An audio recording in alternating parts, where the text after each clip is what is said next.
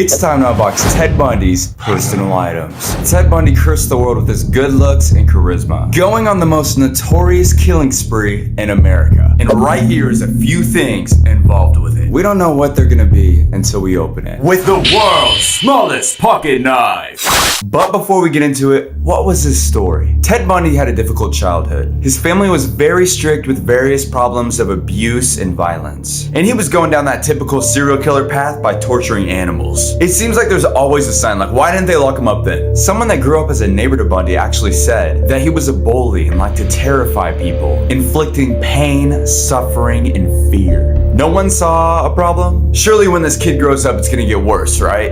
It did. When Ted was a young adult, the murdering began. And at the same time, he was seen as a good, successful citizen. Even the best people you know could be hiding a dirty secret. Even your grandma. So keep your eyes peeled. Ted traveled across America, killing people. He was on a nationwide murder spree, luring women with charm and authority in his infamous Volkswagen Beetle. Ted killed at least 30 women, even decapitating 12 of his victims. Yeah, he would keep their heads as souvenirs. When he was finally caught, he was placed on death row and eventually died by the electric chair. The world was relieved he was finally gone and unable to hurt anyone else. So let's start this off with something that's almost impossible to find. A handwritten letter from Ted Bundy himself. So thank you, Cole Collectibles. I've never had anything from Ted Bundy, so I'm pretty excited. What is going on with this box? I think Ted Bundy's demons telling me to f off. Boom. Yes, let's go. Cole Collectibles t-shirt, gotta represent. This is crazy. Bundy letter. Ooh, I'm getting the chills. Yeah. Ooh, that was so pleasing. Gotta be extra careful with this. Holy shit. Look at that age. August 10th, 1986, which would be 3 years before his death. Can you even fathom that Ted Bundy was sitting in a jail cell, writing on this exact piece of paper? And it's right here. Holy shit.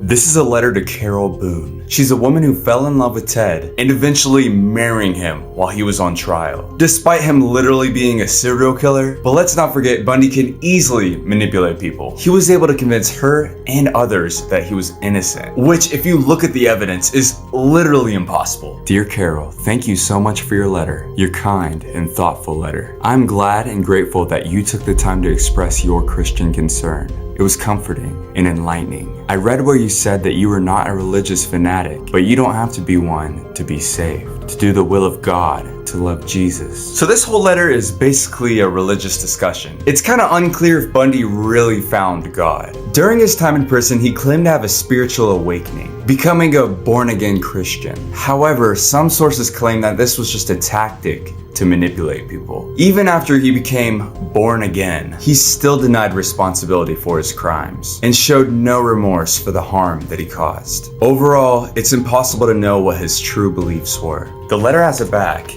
and it reads, I pray that all is well in your life, and God bless you. With and through the love of Jesus, Ted. Ooh, that's terrifying. His signature is right there. P.S. Please tell me a little something about yourself. If you write, would you mind, send a book of stamps and a few blank envelopes, please. Thanks. I personally don't believe he truly had religious beliefs, but many serial killers do turn to religion in prison. And it's usually because of guilt or remorse, a desire for a better life, influence of other inmates, or like priests that come in and try to convert people. Let's go to the next item.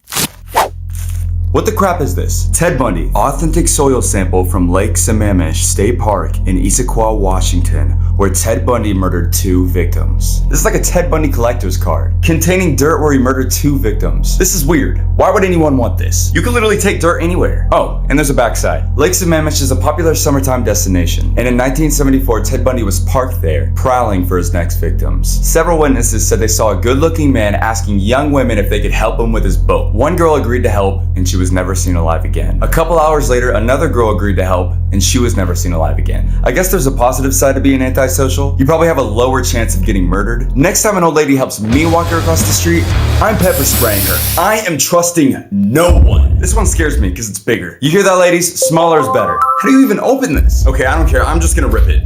Oh my God, what is this? Whoa. we are feasting our eyes on a replica wanted poster of Ted Bundy. He was added to the FBI's top 10 fugitive list in 1978. Here it's describing all of his features so the public can be careful and an arrest can be made. I gotta say, Theodore is a weird name. Who sees a newborn baby and goes, "I'll name you Theodore"? Occupations: cook's helper, dishwasher, janitor, law school student, office worker. What? He even used a fake beard and mustache. Couldn't he just grow one? You're telling me someone could have just pulled a Scooby-Doo and ripped it off? I knew it! And here's the backside as well. Ted was arrested only 8 days after being added to this list. He was stopped for speeding when he was driving a stolen car. Could you imagine if your car was stolen and you found out it was used for a killing spree? I would literally burn it. Alright, what's next? Oh, okay. These are Ted Bundy's fingerprints that were used for his trial. Police don't have fingerprints of everyone in their system until you get arrested, of course. Once you get caught with a crime, you're in their system forever. These were used during the trial of his Florida killing spree. This was 1979. Why are these ones so big? Is this his big toe? Ted managed to leave no DNA behind, so this chart wasn't too useful in the trial. Forensic investigators were having trouble trying to convict him until a bite mark on one of his victims matched his teeth. And they did that by taking a mold of his teeth and comparing them. This is what finally got Bundy to stay locked up forever. If Ted never left a bite mark on his victims, he might have never been caught, allowing him to dodge prison and potentially even committing more murders. Some theories suggest his biting was a way to mark or claim his victims, indicating a desire for control and domination. It's also possible that he did it to intentionally leave evidence, as some serial killers get rather sloppy due to the thrill of gaining attention. It seems like that's how most of them get caught. What's next? Whoa! Behold, a replica of Ted Bundy's mugshot photo when Ted was officially going to prison and sentenced to the electric chair. As he should. He knew he was never seeing the free world again. And he actually managed to escape twice before this. Once from jumping out of a courthouse window, and second was when he lost some weight and wiggled through a light opening. Prison was a very difficult experience for Ted. For most of his time, he was held in solitary confinement. Could you imagine that? When I'm by myself for more than 10 minutes, I start freaking out. We're talking all day and all night. He was also very hated by the other inmates, facing constant threats and violence. Overall, he had a terrible time, which was deserving. It makes you wonder, Ted probably wanted to be put to death, right? Because if that was me, I would want to die. Some sources say that he fought the death penalty, but then eventually accepted it.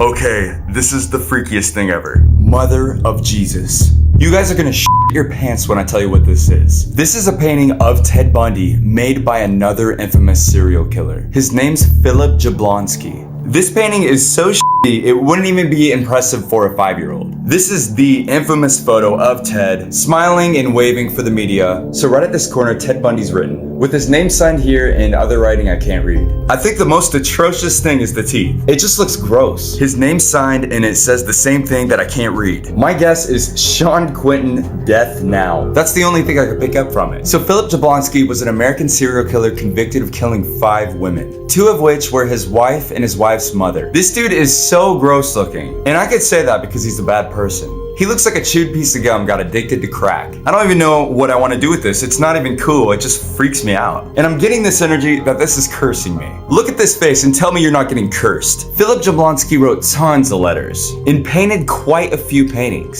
Some serial killers are just easier to get a hold of than others. And Ted was one that was really difficult. He did write letters to people in prison, and those people are pretty much just family, friends, and journalists and researchers that were interested in his case. He didn't make any paintings or drawings, at least that the world knows. Looking into Bundy's case makes me relieved that there's been a sharp decline in serial killer cases, even though the FBI states that there's currently 25 to 50 serial killers active right now. If you like this video, you're gonna love these. And don't forget to stream my new song, Ghost. Bye!